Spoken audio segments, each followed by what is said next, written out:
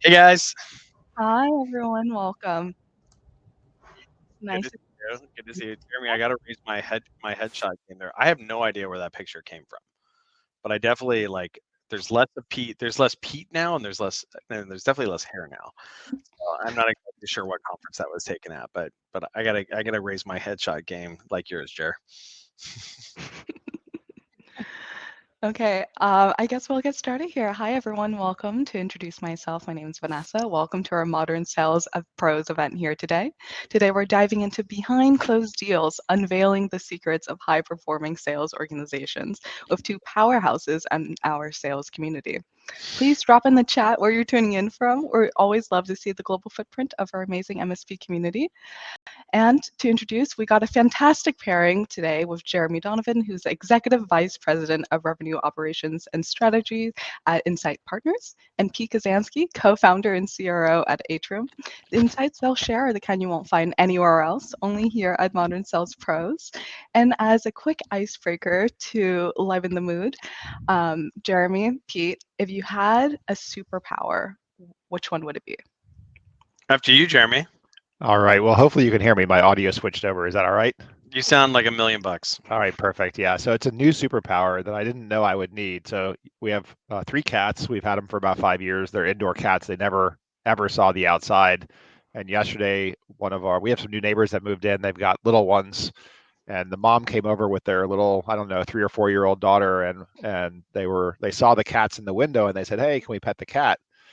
And I brought the Uh-oh. cat out, and the cat had like squirmed in my arms. I couldn't keep hold of it, and our little sweet cat ran away. So my superpower is like some kind of, cat GPS, which does exist, but I just wish I had it built in because I had to, set out food and litter box and whatever. But fortunately, at 5 in the morning today, she came back. So good end There of you the go. story. Yes, yes, there you go.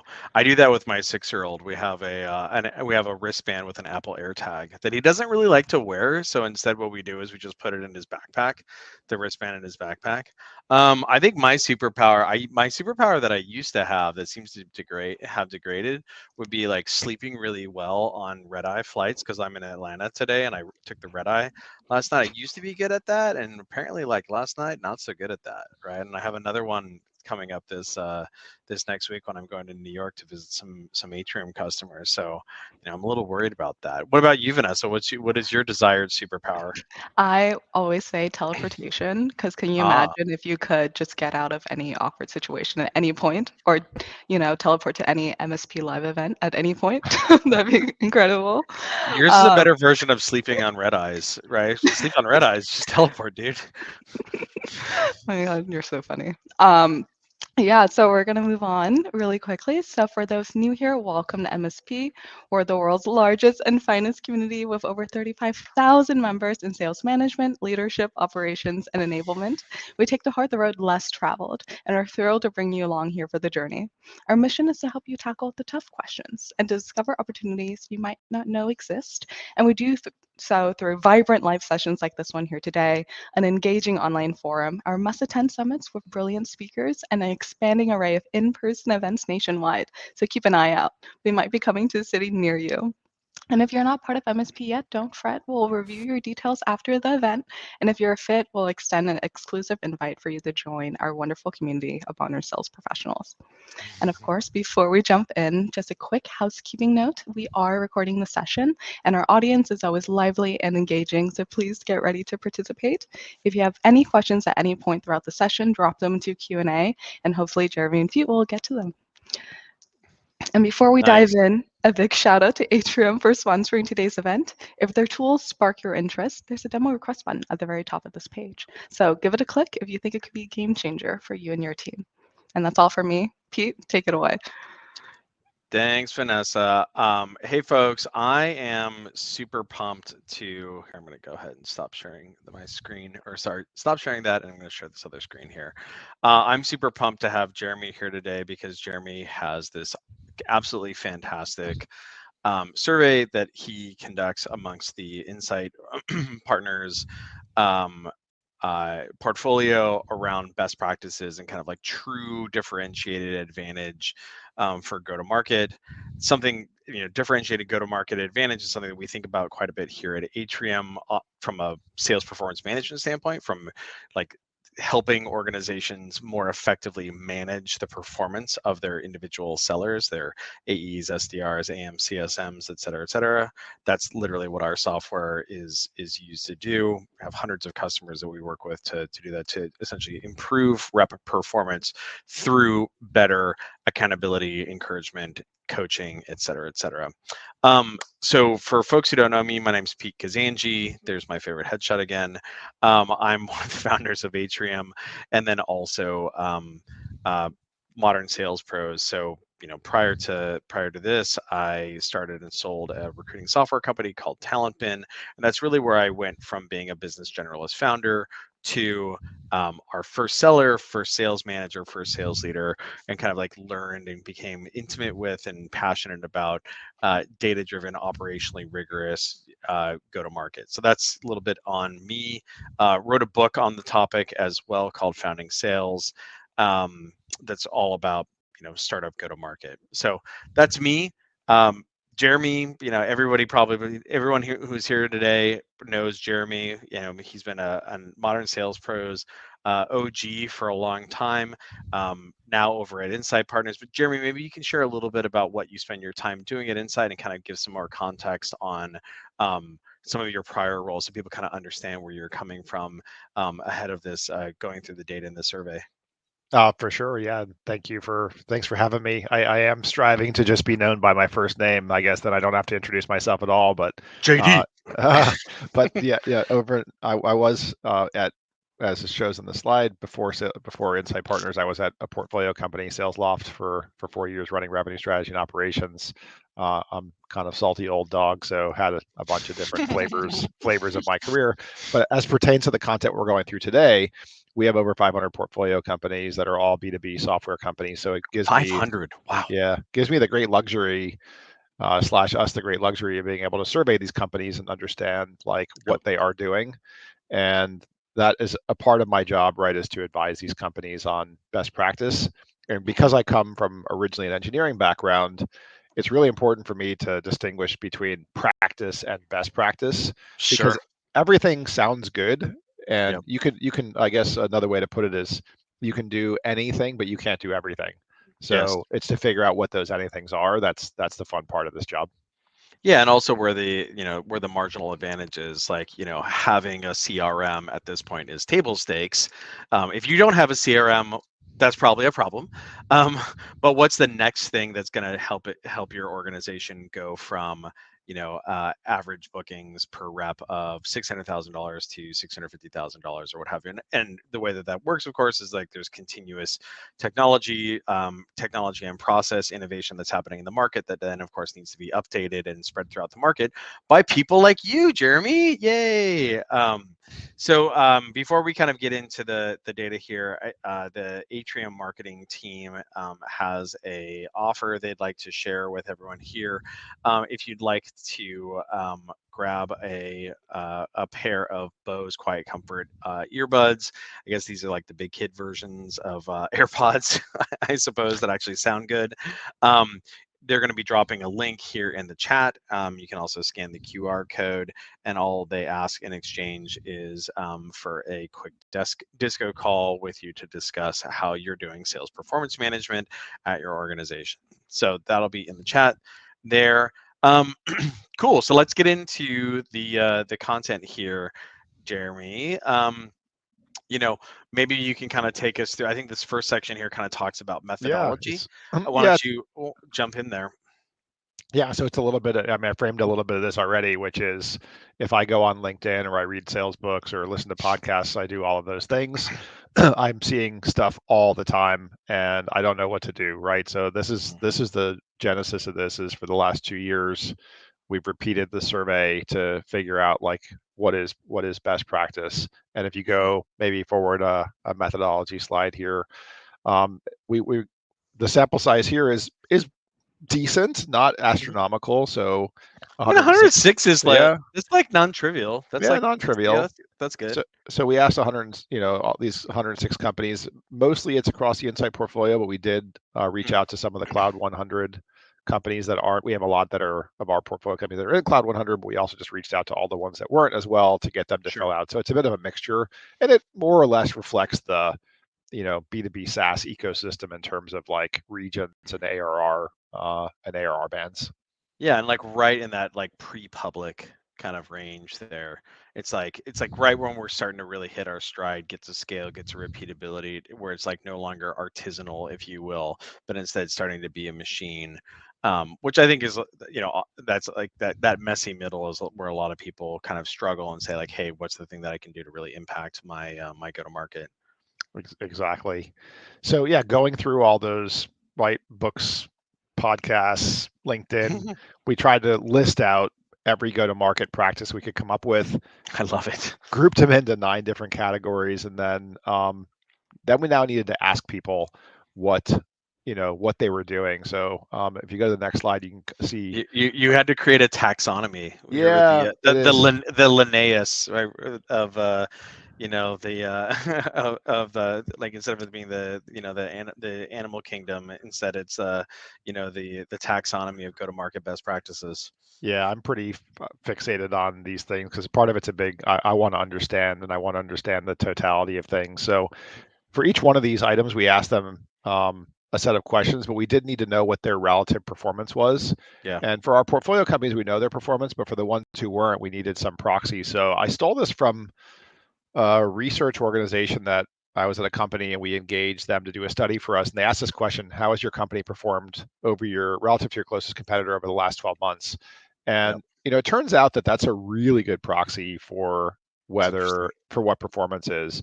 And we took people are going to lie a little bit. Like, that's the biggest Sure. objection to this, is people are going to inflate, but they're not going to inflate by more than maybe one shade of gray. So if they were Yeah. much worse, they might say somewhat worse, but they're not going to Yeah. say better or much better. So Yeah. we said everybody who responded much better to this question is a top performer, and then Yep. we excluded the somewhat betters because that's like murky, and Yeah. then we grouped the other 3 together as being like lower performers. Yeah. It's like self-assessed performance NPS, right? Where it's Yeah, just like, here we are. Okay. Nice. and Like it. and because we don't necessarily believe that that that that would correlate. We actually did go back for those portfolio companies that were in the mix, and it was true Where that, you like, knew the truth. where we knew the truth, and they're generally on KPIs like ARR per FTE or profitability, rule of Yep. 40. Like, most of those metrics were up to 2 times better Mhm. than typically actually 2 times better than the lower performing companies. And There then you here's get an it. example. Yeah, So and then so yeah, people don't lie there, they lie. right? They lie one shade of gray, but not Yeah. two. And then the next pit was, okay, now for each one of those, whatever it was, 80 something practices, we asked them these questions. Basically, we named the practice, so we actively manage channel partner conflict, whatever the practice happens to be, and then it's all on the Sure. same scale from strongly disagree to strongly agree. And Mhm. then what we're looking for, it's all about, like, I used to work for people who were former McKinsey management consultants. Love them or hate them, they're good about bright spot analysis to figure out, like, what's The working and what's deltas. not working. So Yeah. that's what we're looking for, is we're looking for things that the top performers did that the lower performers didn't necessarily do. So on Sure. this particular one, like, the top performers average a 4.54 in terms of Mhm. managing channel partner conflict. The Yep. lower performers a 3.56. So here's the gap between the best performers and the lower performers. The delta. is Yeah. is what we're like. That's what we're Mhm. looking for, is the gap.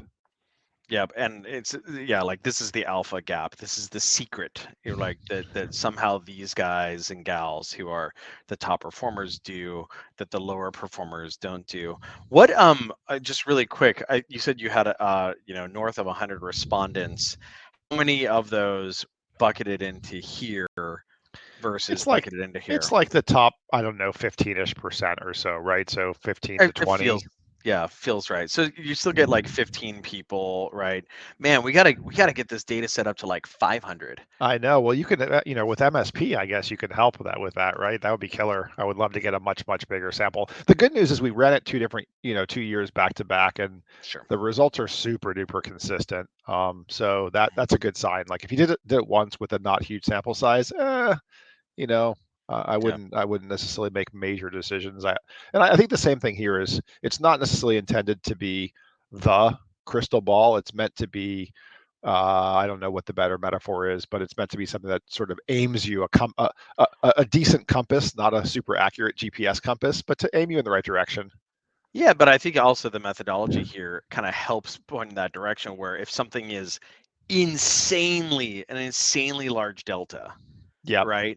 It's like, hey, cool, let's like focus on that one, right? So like having like a weighted component to this versus like, it being a Boolean thing, like we do this or we don't do this, definitely kind of helps point in the direction of things that are differentially advantaged. Yeah, and I'll also add, I have a stats background and continue to polish that skill. So the right objection here is correlation causation. I think even the slide you're showing right now, right on go-to-market strategy, you have these two big kind of delta things that are on this list. The first one, you could argue that might be more of like correlation category. I mean, they're all correlations, but less causation in the first one around managing channel partner conflict. It's probably the case that people who are top performing companies are more, because they're successful, they're more likely to have channel to begin with. Like Right. if you're an underperforming company and you magically, add a channel motion, that doesn't necessarily mean you're going to be successful. And right. and some industries, maybe like the channel motion isn't relevant. It's just like if you do it, then you need to be disciplined about it. I think that's a common theme. Like if there's the biggest common theme here is we all know what to do. I think what distinguishes the best companies from the lower performing companies is that they are hyper disciplined on executing on those key things. Yeah, and I mean, me, man, like I'm the worst when it comes to this. It's just like rigor. Like obviously as relates to Atrium, the thing that we always talk about is a high quantity of high quality selling behavior. And it's like, oh, well, what is that selling behavior? Well, it's like, well, depends on your sales motion, right? Like that could be like if you're selling if you're selling SMB technology to mom and pop stores or whatever, it could be a high quantity of high quality door knocking or a high quantity of high quality like cold calling or whatever. Or if you're selling, like one of our customers is Gainside, if you're selling $150,000 customer success platform software, your high quantity of high quality selling behavior would be extreme multi-threading and excellent enterprise go-to-market. But the point is, it's just like the things that you ought to be doing, make sure that you're doing it in a rigorous and instrumented and operationally excellent fashion. Yeah. But I think that like your point is well taken here, which is this kind of this survey kind of points to what some of those things might be. So as an example, if channel lead, like if your organization's go to market lends itself to channel, well, guess what? They're really outperforming other organizations whose go to market lends itself to channel. They really do a good job at that. Yeah, right? yeah, and I think there is something deeper in this one though. So, I mean, no surprise to everyone that cold outbound, and I'm sometimes people distinguish between like cold and warm. And they're saying that warm is well researched and personalized. I'm still calling that cold outbound.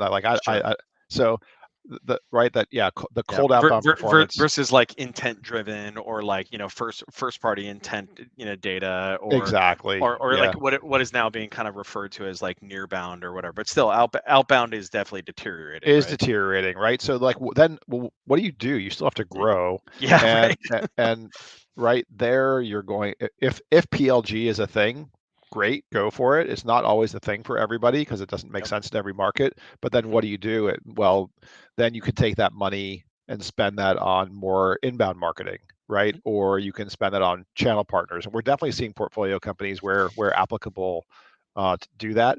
On channel partners, just a side note is like if you are going to stand that up, I think two things. One is you got to have a realistic timeline. That's probably an 18 to 24 months exercise. And then the second thing is it is not people expect when they haven't done it before that they're going to like sign this channel partner and this channel partner is magically going to start sending them business. It doesn't work. It doesn't work that way. Nope, not how it works. You send them business first. Correct. Yeah. For 18 months, you're sending them business that you're just giving them 20% plus or minus, right, of your transactions so that you're spinning the flywheel up and then eventually they will invest resources and start paying you back and sending it your way. Yep. 100%. What was the second one here? Yeah, this one I think is more of like closer to cause, right? Which is, and I see this across our portfolio companies. It's like a lot of times companies will just say, hey, like our revenue growth target is X or ARR target is X. And the most disciplined companies say, okay, well, I want, this amount's going to come from inbound, this amount's going to come from outbound SDRs, this amount from self-sourced AE, this amount from partners, right? So they're really breaking it down, and then they're making sure that they have the right capacity and planning model, that they put the right amount of resources with realistic expectations around conversion rates and ASPs and sales cycles, like really, really rigorous planning to make sure that those targets exist by source. And then they are every whatever it is, usually quarter, they're going in and they're making sure, they're managing it. You got to have a plan and manage the plan. There's nothing I'm going to say that's novel here. It's like, but people just don't do this. Yeah, but there's like, oh, okay, well, like our AEs will do $800,000 in bookings each, and like, it'll come out in the wash. It's like, well, actually, how much of that is expansion? How much of that is SDR? SDR led? How much of that is AE led? Right? How much of that is what have you? And then like we see this with our customers quite a bit. They use Atrium to do that managing to the plan behavior, if you will. It's like, great, I've got these 20 enterprise account executives, and we have an expectation that they are self-sourcing 5 ops per quarter each, and they're getting this amount of pipeline to stage 3, they're getting this amount of pipeline to stage 5 on a per quarterly basis. Again, it's all precursors, right? And then you just make sure that you're managing to that because you can get ahead of it. But if you never declare what those ingredients ought to be, then you're just kind of like hoping, right? Yeah. And so I think the first step here is just to make sure that you're defining what that is exactly. Yeah, and the realistic planning assumptions are so important. I'm a big fan of the benchmark work that Ray Reich, R-A-Y, then R-I-K-E. If people don't know him, you guys should be following him on LinkedIn. I'm a big fan of the stuff that he puts out, and he just put out, I think even today, some information on how win rates, for example, have changed from 2022 to 2024. So it's like you need the right planning. You need the right planning assumptions, because if you're using old rates, or let's say you're expanding into a new vertical, a new size category, whatever it is, like you can't assume that the win rates are going to be the same. No, it's probably going to be lower. So if that's the case, you may need more AE capacity, you may need more marketing dollars, right? You really need to build those models to be with a little bit of margin of error in them. Yep, exactly. Was there anything you wanted to cover here? No, I mean, the only thing is a setup, I guess, for maybe some of the other stuff that we'll see is there are instances of where things that, I mean, every one of these is somebody out there is often saying something is a best practice. And you'll see some of these where top performing companies are under indexing on these things. I find that interesting. I find that a lot of these they're more table stakesy kinds of things. So it's not that you don't. It's like no duh stuff. Like we've identified types of accounts that we should not sell to. It's like, yeah, duh. Yeah, and you'd think like maybe top performing companies would be overly indexed on that. But I think there's another explanation that sometimes comes into play here, which is when things are bad, you might increase attention on certain practices. So for example, like if things are bad, then you go in and you find out your conversion rates are not great. And then you go in and you say, okay, we need to be more careful about the accounts that we prospect into. It could also be, I'm just trying to think of, like, there's always reasons, right? It could also be that you were too optimistic about product market fit with certain types of companies, so you need to back off on those, whereas a higher performing company is a broader PMF. Yeah, they I bet a lot of people can kind of identify with that one, kind of like product market fit head fakes in the 2021 2022 era there. Cool, let's talk about multi-threading. It seems like that's a good thing to do.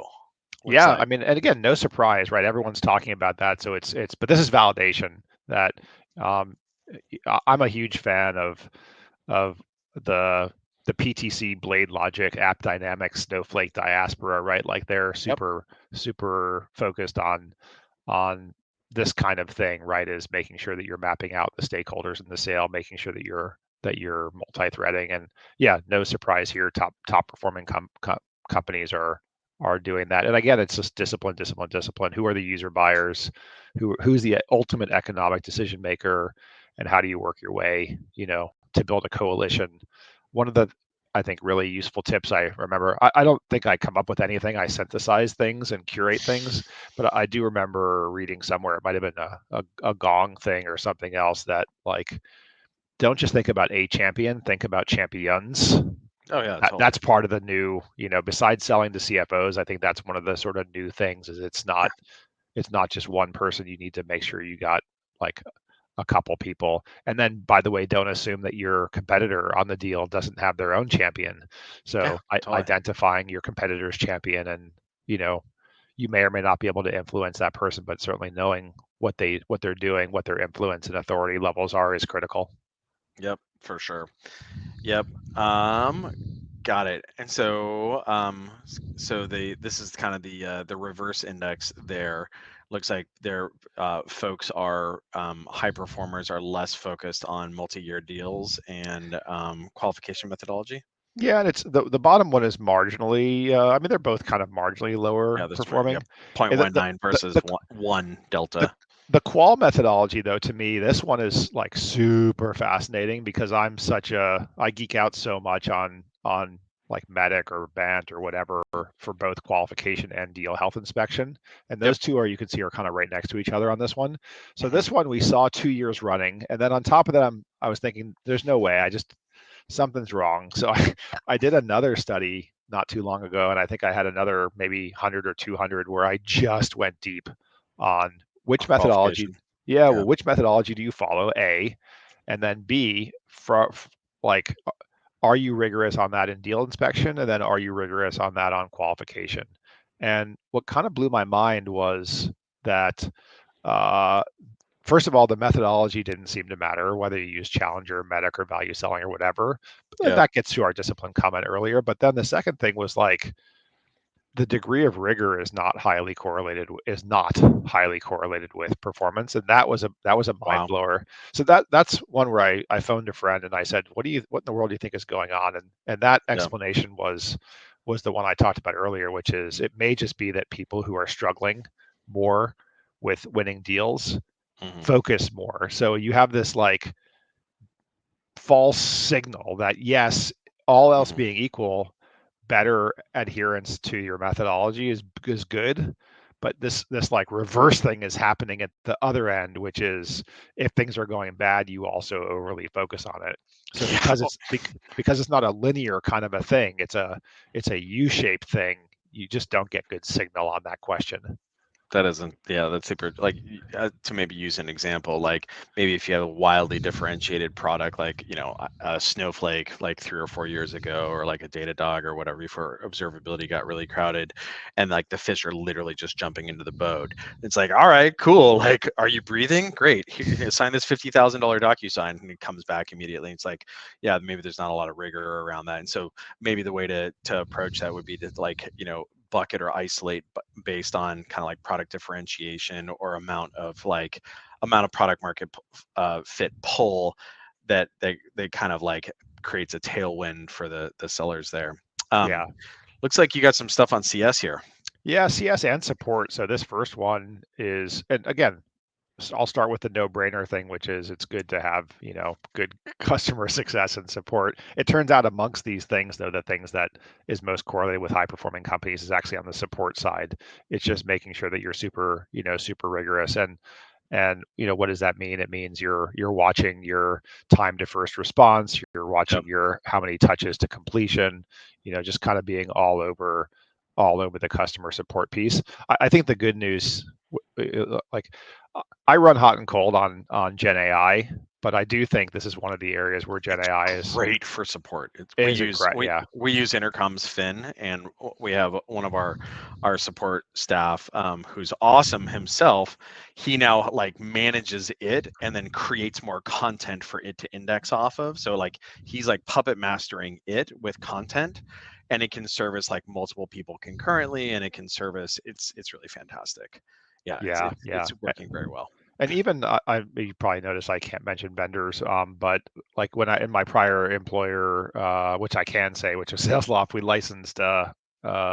This is pre-gen AI, right? So Yep. we licensed an AI-driven like natural language processing support system, and our CSAT scores went up significantly as a result of that. Because I think for a lot of support questions, the value of talking to a human is not as critical. You just really need the 24/7, 365 thing going on. Yeah, it's like guided Yeah, search, right? Like yeah, the search in Zendesk or the search in Intercom is like not all that great, and like you don't know. And in this case, like you just dump a bunch of words in there. It's like, oh, I think you might be thinking about these things right here. You yeah. know? And I don't know how much on that you can control this, but like the tangent of the impact of AI on just all these things in general. I listened to a really good podcast the other day of the head of RevOps at MongoDB was talking about um, was Megan. talking. No, this is what's his name? I gotta look. It's a guy. hmm Um, Anyway, but yeah. he was At any talking rate, about. he was basically talking. He had like a really thoughtful take on AI Mhm, and AI taking care of the things that are like keeping humans from talking to other humans. So mhm, like updating Salesforce mhm, or like any types of administrative tasks that and really anything research tasks also, right? mhm, But I think trying to get AI to do your customer interaction in most cases not valuable. And I just thought of this because in support AI is great, right? But for prospecting and managing opportunities and customer success, if it's efficient, that's the key, right? Is this is an optimization exercise. If it's efficient, you really want a human to be in the loop on that. Yeah, the way I would kind of think about that is like the differentiation between persuasive communication versus like information transport communication.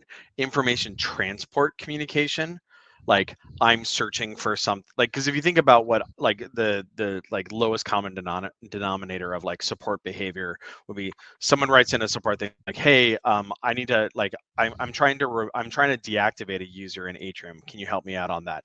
And literally the response to that, like the support person is like, oh well, here's like here's the support document on how to do that, and here's a macro, right? Like that's Yep. essentially like information transport.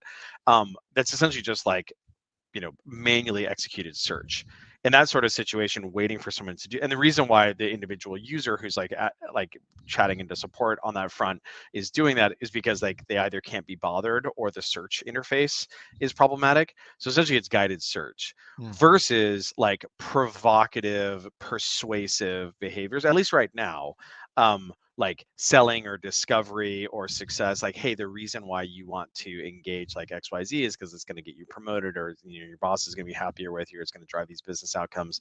Those behaviors are more, people are more used to those coming from a human, at least right now. We'll see. Yeah, So yeah. But by the way, I did remember the guy's name is James Underhill, and nice. it was on the Revenue Builders podcast, which is quite a good podcast. That's John McMahon's podcast. Nice. Yeah. Cool. So it seems like NPS and CSAT is the one where they're kind of like underemphasized. Yeah, and again, it's like why? What for one thing, we have looked at a ton of data that looks at the correlation between like ARR growth and NPS, and it's not strong. And this is the complaint about NPS all the time is that Yeah. there's not a huge, super high correlation between NPS Yeah. and I still do believe. I mean, it's hard for me to not believe or to not believe, but I do still believe in the power of NPS to help inform and direct your your organization. I think it's more in there was a book that from the guy who invented this, Fred Reichard. He wrote a book called The Ultimate Question, but it's really two questions, right? It's the first question is how would you rate us, on a scale of 0 to 10? The second piece, or would you recommend us to a friend, is Yeah. the specific thing, and Yeah. then but the second thing is like why. And I think it's that why that's so important is that you go after, you figure out what your promoters love, you figure out what your detractors don't love, and that's the kind of stuff that you fix. I think that still matters despite kind of what this is saying. Yeah, I I think I agree with you, and I think a lot of founders, a lot of product leaders, like I think they kind of like pull themselves astray by over indexing on the NPS, and I'll kind of like tell you why. One, I think like it's a great example of something like a metric where someone like it's costless. It's costless to say 9. It's costless to say 10. You're like, yeah, it's a 10, right? That's the first thing. Versus like usage, right? Like going in and using the software, right? That has a cost. Like you could be doing something else. You could be in your email. You could be in another tool. You could be goofing off on LinkedIn. Fill in the blank. That's so like it's like that has a cost. So like usage has a cost. Similarly, like an individual saying, "Oh yeah, I would recommend this to my friend," like from a 9 standpoint. Okay, would you pound the table in a budget fight with your peer in front of the CFO to get this done? Because Yeah. because that's actually the question that would drive NRR as an Right. example, right? And that's very different. It's like, oh no, I would recommend it to my friend, Or even but would you pound the table to renew with us to continue to keep access to our product, right? yeah, Yeah. exactly, right? Like, it's like, oh no, I would totally recommend it to a friend at the bar. But when it comes to like pounding the table, to like renew or to expand or whatever, like, yeah, maybe I'm like more of a 6, Yeah. right? Because Yeah. it has an actual cost.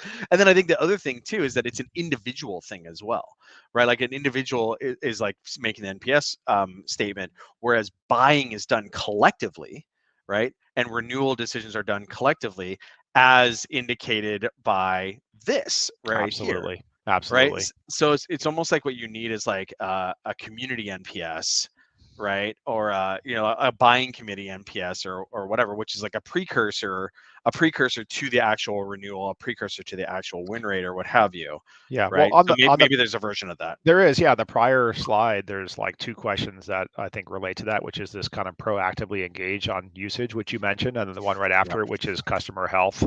So yeah, I mean, some of the best initiatives I've been a part of and I've seen across the portfolio is to put in place really, really impressive customer health scoring. CSM red, green, yellow, by the way, I found is actually quite good and should be a factor in your Yeah. score. Like even the qualitative piece is very, very valuable. But you should Yeah. also absolutely have metrics around configuration, around usage, around satisfaction, and build a composite score that uses that stuff. If you're really big and sophisticated, you can use a statistical model. But even if you're just using like a more simple kind of weighted model like the old school marketing automation but applied to customer health scoring, that's a perfect thing to do, and use that to react. Yep. All right, let's talk about comp. Yeah, for sure. So the first one, the 60% of salespeople meet or exceed, that is very much an outcome, right? I mean, that's not the input, that's the output. So focusing on the second thing, which is comp plans, in my role is an advisory role to our portfolio companies, and more than, and the same for my colleagues as well, like more than any other area of questions, the most common questions we get are on comp plans. Yeah. And I mean, I, I would say there's kind of 2 categories of ways that we help advise. There's more than that, but like 2 big ones. One is just making sure that the comp plan is aligned with what they're trying to do, right? So The main thing. yeah, exactly. And then the second thing is just simplicity. That so often I see people trying to come up with these like super exotic comp plans to handle every edge case, and just keep it simple, keep it easy. That way it stays motivational to AEs. I didn't ask this here, and it's something I've long wondered is I wish I could see kind of run of experiment on AE performance on like commissionless compensation plans, which do come up as a topic periodically, versus like They're commission awful. plans. Yeah, I think they're awful. I But can give some anecdata. yeah, let's hear it. There was this so Pluralsight in Utah. So Utah, home of some pretty impressive sales Tech organizations. companies, yeah.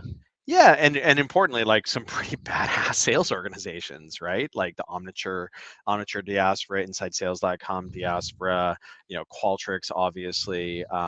There's a bunch of other folks there as well. But then there also was like this subgroup of folks that were commissionless, and like Pluralsight was an example of this, where um, it it really makes it so like it doesn't happen in isolation. And what I mean by that is like you going commissionless, right? Or you going quotaless. One, it removes teeth from performance conversations. That's the kind of one thing.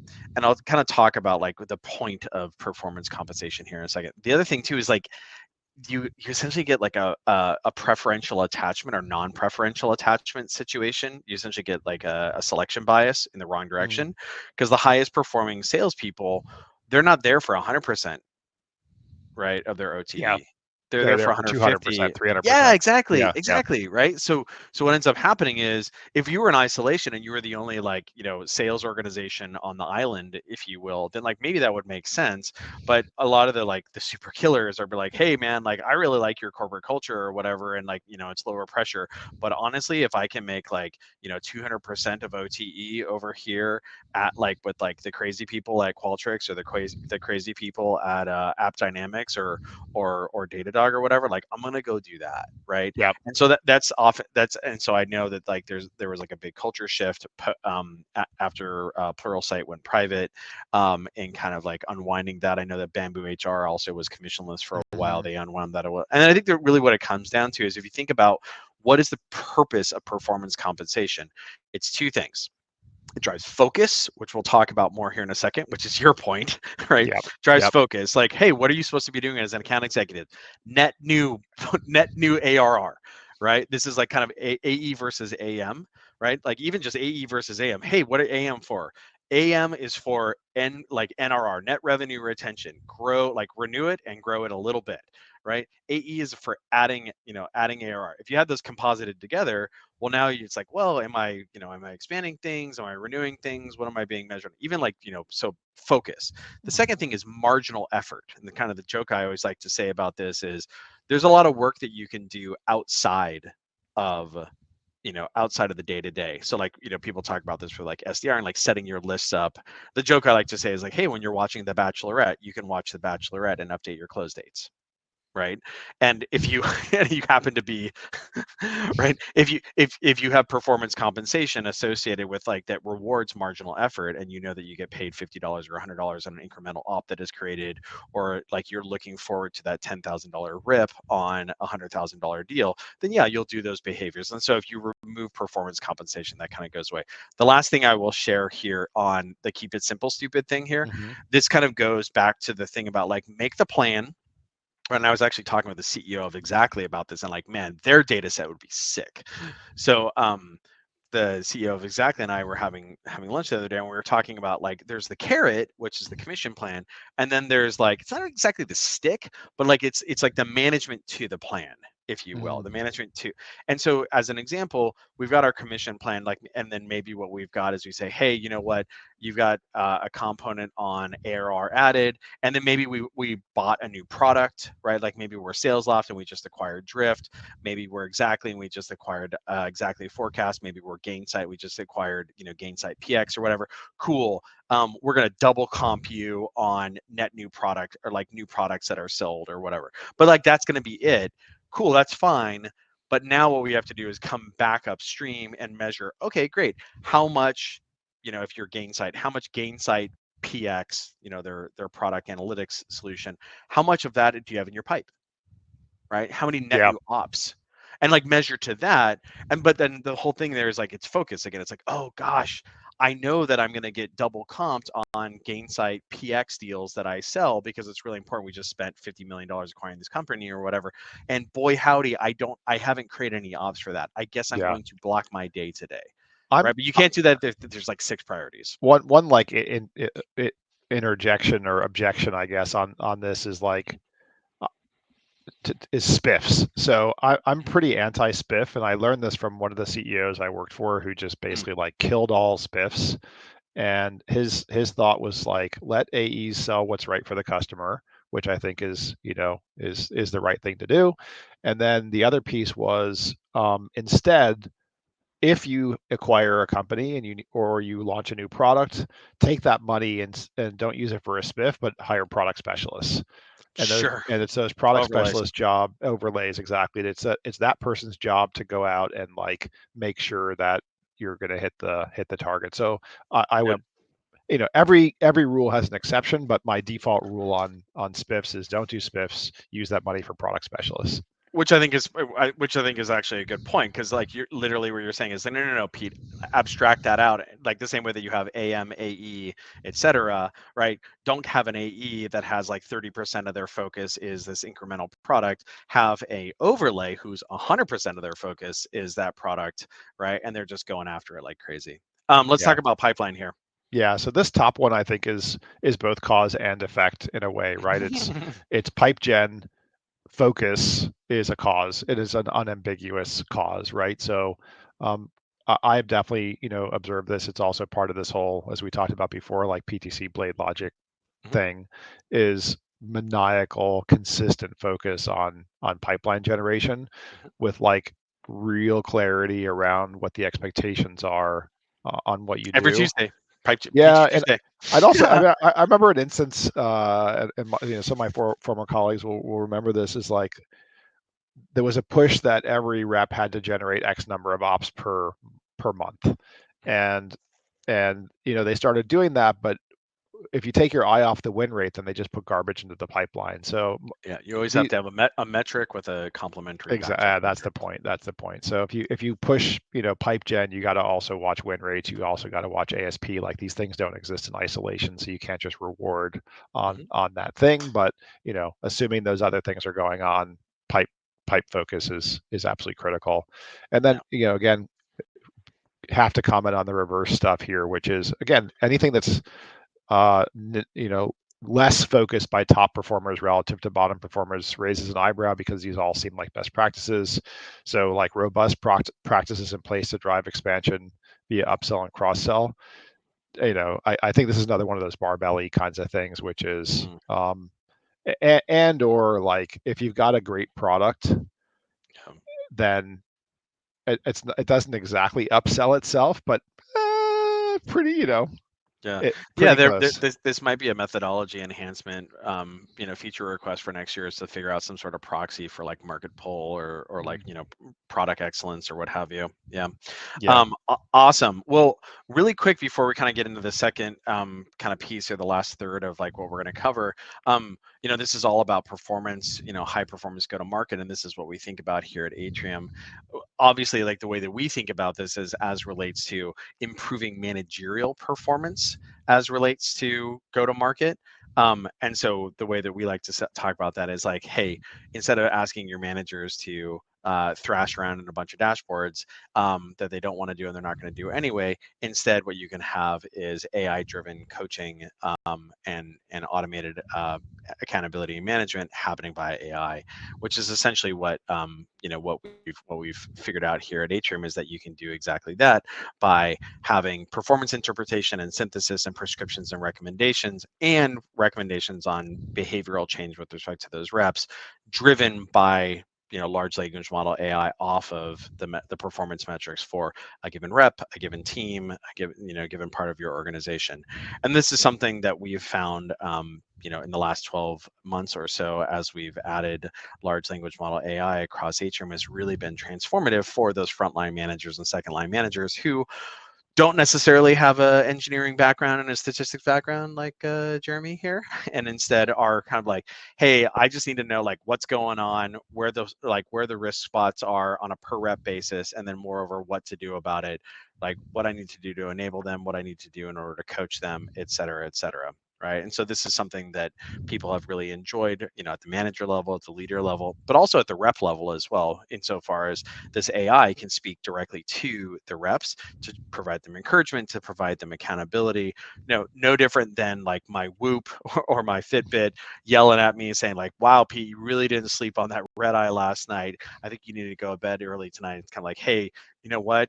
You're doing a great job with respect to your bookings, but guess what? You're falling behind on that pipe gen. It sounds familiar, right, Jeremy? Oh yeah. So these is essentially it's the things that the best managers would love to be able to do on a recurring basis, but oftentimes don't have the time or kind of like necessarily the acumen to do so. Gartner really loves what we're doing. We work with hundreds of large scaled sales organizations to do exactly what we're describing, who drive all sorts of great reactions and outcomes from this, whether it's like improvement in pipeline advancement through better hygiene and kind of prospecting behavior, activity enhancements, all those sort of things. Essentially, better management drives better outcomes, and of course, like the great way of doing that is through automating it in part, which is what we do. Cool. So a Yeah. couple more topics here to cover. Oh, Yeah. sales leadership and team effectiveness. Look Yeah, at that. and I must have. I didn't know that was coming next. But on this one, I think the zoom out is what's most interesting, right? Which is on a lot of those other categories, there were like pluses and minuses. Mhm. This one, effectively to me, is saying like every ounce of energy you can put into making your sales managers, especially first line sales managers, Oh yeah. and your team High leverage. right, super high leverage, right? So cause and effect, obviously we could talk about on the seller attrition rate, but I think really it's just huge focus on coaching and improvement. Not on here, I don't think I have it anywhere in the research that I did, but I've been really fixated on what's the best way to use things like conversation intelligence, right? Like how should Yeah. managers be doing that? And Yep. my own, again, like personal anecdote here is, we have so much material that our advisors are producing. And I was talking to one of our my fellow advisors, a guy named Nick Barber, who is a former Forrester guy, and he advises our portfolio companies on analyst relations. Yep. And like he has a ton of materials that I could have and read through some of them as well. But I said, hey, can you send me 2 call recordings where you did a 101 version? Yeah. There you go. And like listening to those 2 call recordings at 2x speed, I learned more than I could have, because there's something about it, like listening to the dialogue between 2 humans or being part of that dialogue. So anyway, like I just not necessarily super in here, but coaching, whether that's like data driven or the qualitative through call coaching and call recording coaching, I think is super valuable. Yep, for sure. Oh, Cool. by the way, we had 2 questions in the chat. I don't know if you want to hit those, or I can comment on them briefly. Yeah, go for it. Well, yeah, one is one comment that 70% of reps missed quota in 2023. Like, I don't know if that's the exact figure, but it's definitely in the ballpark of the correct figure.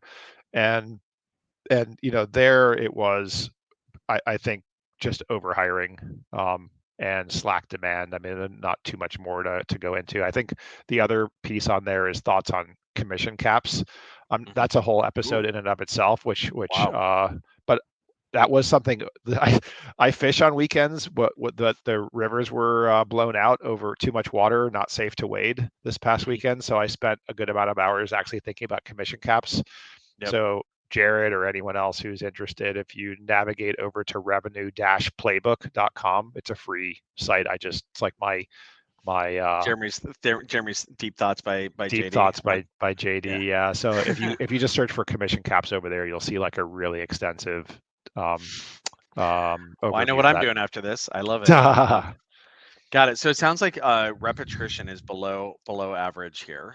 Is something that cause and effect, but it basically says like hire well and coach your people and hold on to them for dear life, because the job I spent the most time in, I spent 16 years somewhere. We were really maniacal about this, and we classified reps into like 0 to 1 years, 1 to 2 years, and 2 years plus, because that was the bucket. And there's such a humongous performance difference between those 3 categories. So you really want to hold on to those reps, because they know the product, they know the people, they know how to get the job done, right? There's so much institutional knowledge. So, hold on to those reps for dear life, I think is long, and you're going to get great results out of that. Nice. And then we got some data governance topics here. Yeah. So like, does collecting CRM data matter? Yes. Yep. But that might not be obvious.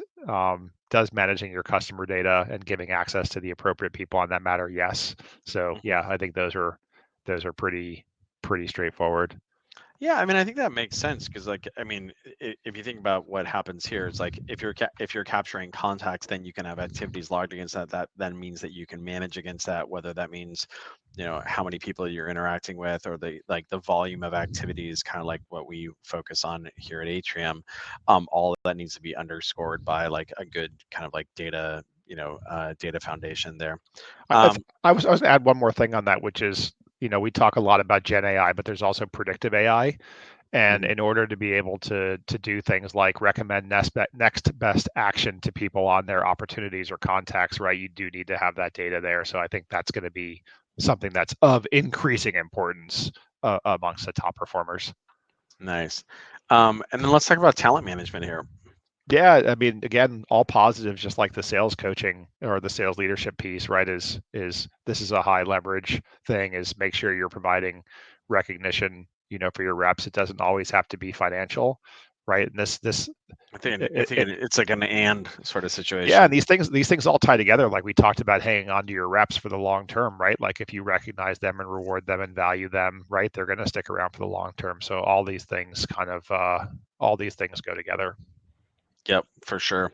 Cool. And then I think our last output here was kind of order to cash here. This is so funny because it feels to me that like this is like I do a lot of kind of interactions with like founders and kind of like early sales organizations or what have you. And one of the things I always kind of talk about is like, you know, oh, you don't have auto renew, or sorry, the first one is just like, great. Oh, you're not doing annual contracts? Cool. Let's start with that.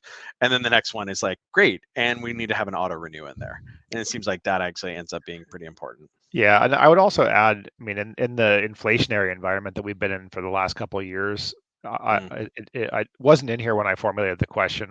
Maybe I do. Our default contracts include standard price increases at renewal, so like yeah. that's a piece of it. Maybe that's just because it's more table stakes, but I think people really on that spectrum of like, hey, you should have annual contracts. Hey, you should have automatic renewals. Hey, you should have multi-year deals.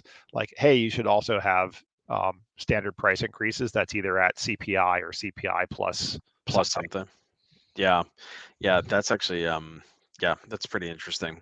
Yeah, especially recently. I think we changed ours from 3%. We jumped it from like 3% to, I don't know if it was like 5% or 6% or something like that.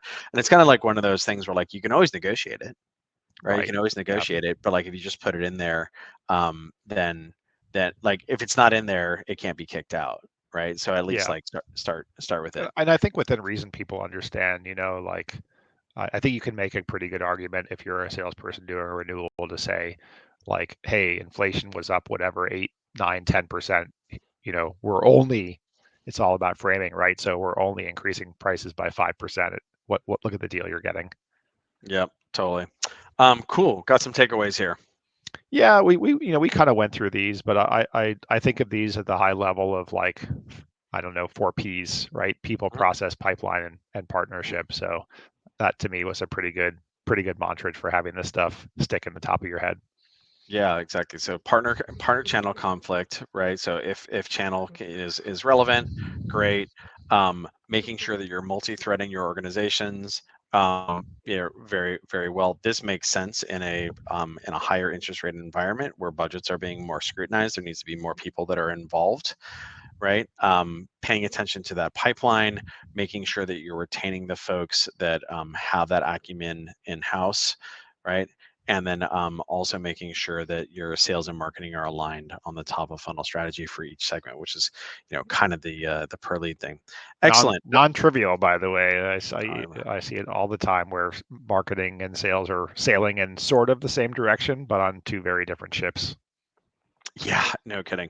One of the things that we've really that we do on that front is like we just have a sales leader plus marketing leader recurring meeting where we just like make sure that we're aligning on feedback, just making sure that like feedback is coming back like, hey, how are the leads, are the reps happy about it? And then of course just like helping marketing understand like having a calendar full of first meetings that looks like this, Mm. right? That looks like have these characteristics, like that's our North Star, right? Not just like, people showing up there that have like, technographic qualification, but like, here is the ideal. Here's like the platonic ideal of like a first meeting where it's like a VP of revenue operations or a CRO that is having quota attainment issues and has a specific initiative around enhancing performance management to change their culture of performance.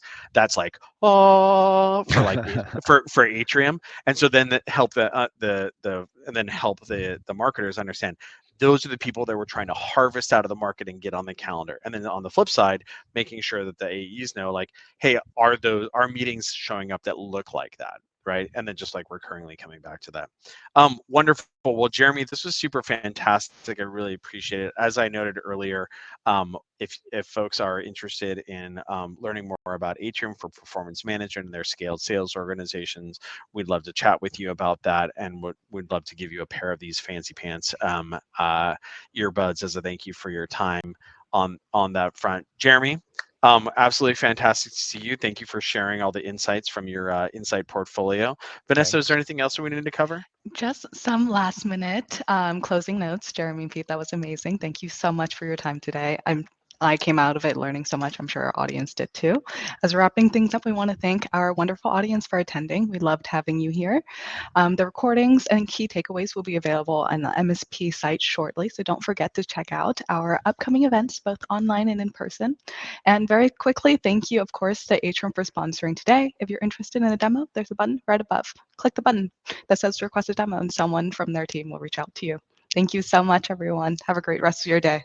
Okay, bye, guys. Thanks. Bye. Bye.